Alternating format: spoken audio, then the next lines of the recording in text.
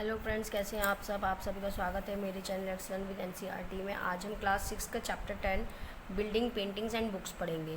बेटा, आपको जो भी प्रॉब्लम हो आप कमेंट में लिख सकते हैं और मेरे चैनल को और ज़्यादा से ज़्यादा शेयर कीजिए, सब्सक्राइब कीजिए। और जो भी आपको ज़रूरत है, चाहे वो आपको नोट्स की ज़रूरत है तो आप बता दीजिएगा, ठीक है। हम इसके क्वेश्चन आंसर भी जो वीडियो वो भी प्रोवाइड कराएंगे।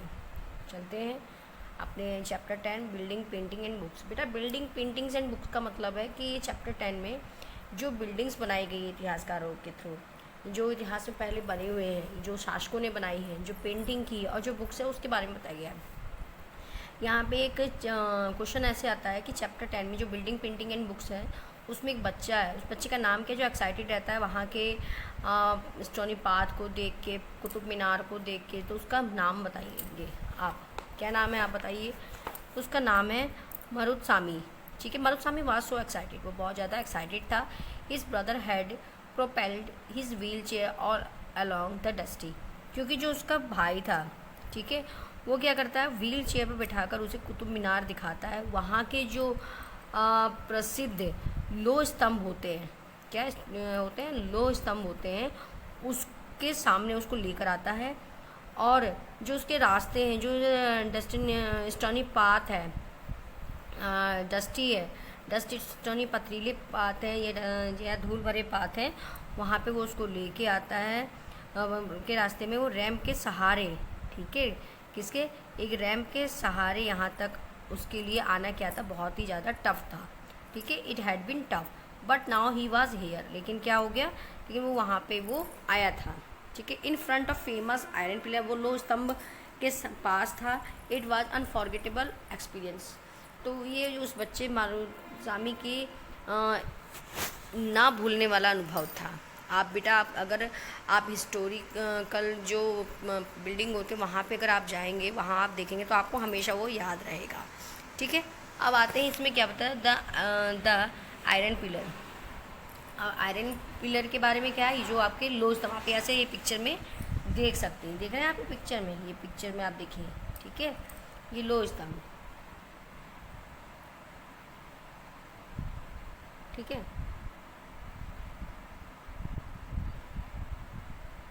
अब आते हैं यहाँ पे हम,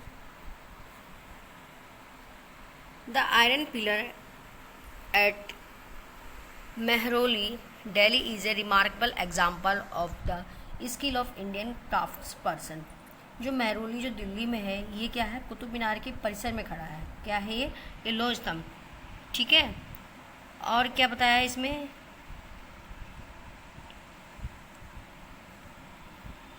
कि ये देखेंगे हम, and Delhi is a remarkable example of the skill of Indian crafts person. और किसके बनाया गया है, ये क्राफ्ट पर्सन के थ्रू बनाया गया। It is a made of iron, किसका बना हुआ है, ये आयरन का बना हुआ। 7.2 मीटर हाइट है इसकी, क्या है, 7.2 मीटर हाइट, और वेट इसका 3 ton. It was made about 1500 years ago. कब का बना हुआ है, 1500 साल पहले। We know the date because there is an inscription on the pillar mentioning the ruler named Chandra. यहाँ पे जो नाम मेंशन हुआ है वो क्या है, वो चंद्रा का नाम दिया गया। who probably, क्या है, who probably belong to the Gupta dynasty, जो कि कौन से वंश से, गुप्त वंश से है। what is amazing is fact that the pillar has not rusted through the centuries। अब यहाँ पे क्या गया है कि यहाँ पे जो चंद्रा है, जो गुप्त वंश, डायनेस्टी का मतलब वंश होता है, वहाँ के बारे में बताया गया है। और इसमें जिक्र चंद्र नाम के हैं, जो कि गुप्त वंश के हैं। और आश्चर्य बात ये है कि ये जो लोह स्तंभ बनाया गया, ये जो लोह स्तंभ बनाया गया ना, ये लोह स्तंभ बेटा, इसमें क्या नहीं हुआ, इसमें अभी तक कोई भी जंग, कोई भी क्या नहीं हुआ है, जंग नहीं लगी है। ये अभी बहुत सही है, ठीक है, क्या है, ये अभी तक क्या हुआ है, सही है, ये जो है ये अभी सही है, ठीक है। Building in bricks and stones. अब क्या हम पढ़ेंगे, बिल्डिंग इन ब्रिक्स। अब हम पढ़ेंगे जो ईंटों और पत्थरों की जो इमारतें होती हैं उसके बारे में पढ़ेंगे। चलिए, क्या है, the skills of our craft person are also अपार्ट्स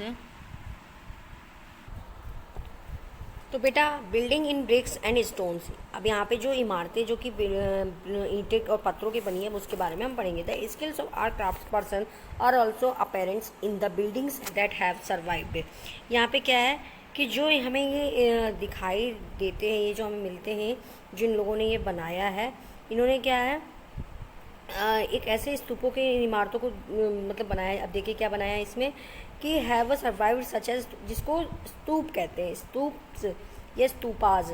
the word अब यार स्किल्स ऑफ आर क्राफ्ट, यानी हमारे जो कुछ शिल्पकार थे, क्राफ्ट पर्सन थे, उन्होंने जो पेरेंट्स बनाए हैं, जो जो बिल्डिंग बनाई हैं जो इन्होंने, तो वो जैसे कि स्तूप्स हैं, ठीक है, स्तूपाज हैं। तो द वर्ड स्तूपा, अभी यहाँ पे पता है कि स्तूपा का मीन क्या है। तो स्तूपा का मीन है माउंट, माउंट मीन्स होता है टीला। While there are several kinds of stupas, यहाँ पे आपको बहुत तरीके के स्तूपास दिखाई देंगे। राउंड एंड टॉल, एक गोल और लंबे, बिग एंड स्मॉल, लंबे बड़े सब में, ठीक है। These have certain common features.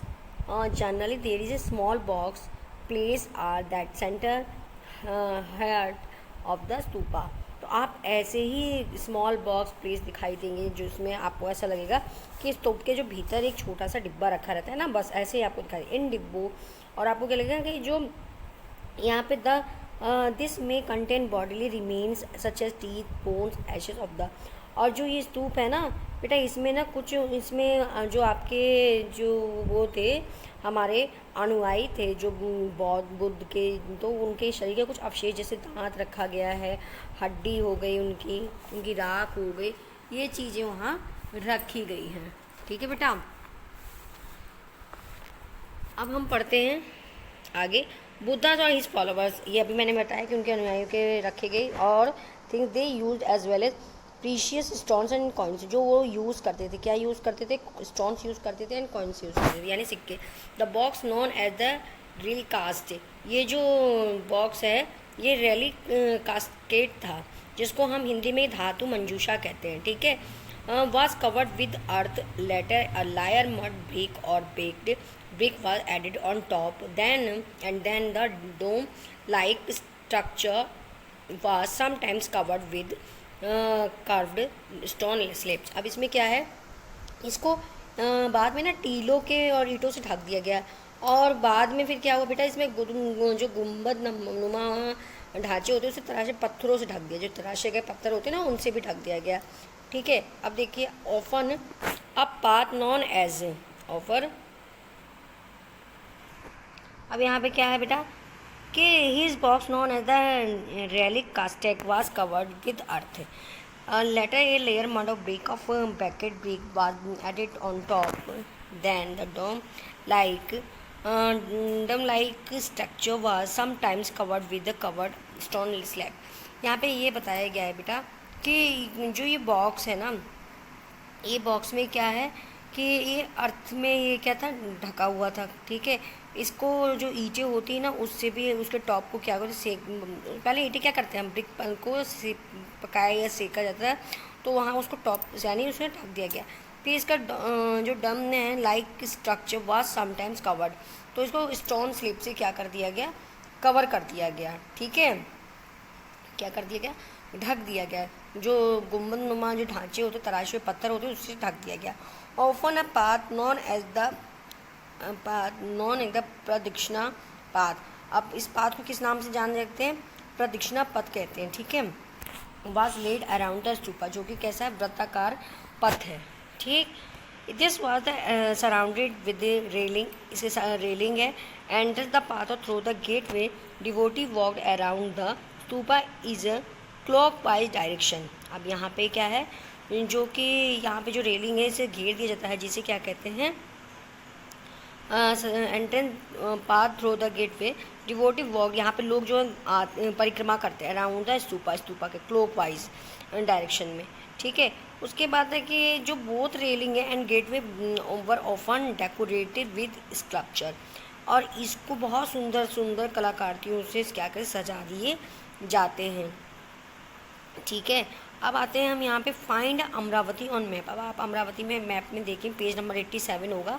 This was a place with the magnificent stupa once existed Many of the stones carving the decorating the stupa were made about 2000 years ago. मतलब कि जो यहाँ के एक इतना भव्य स्तूप हुआ करता था पहले, जो कि 2000 साल पहले यहाँ पे से सजाने के लिए उनकी जो शिलाएँ होती थी उनके चित्र को उकेरा गया है। ठीक है, फाइंड। फिर आप यहाँ पे आएंगे नीचे, ये देख सकते हैं यहाँ पे other building were hollowed out of rock to make artificial caves से।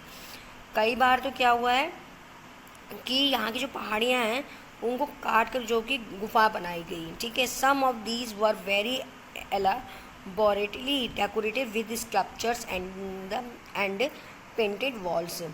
और वहाँ की जो गुफाएं उनकी मूर्तियों को चित्रों के द्वारा सजाया गया है। बेटा ये चैप्टर बहुत बड़ा है, फिर भी हम जहाँ तक संभव हो इसको छोटे में कंप्लीट करेंगे, और उसका दूसरा पार्ट भी आप दूसरे पार्ट की वीडियो के लिए आप वेट कीजिएगा।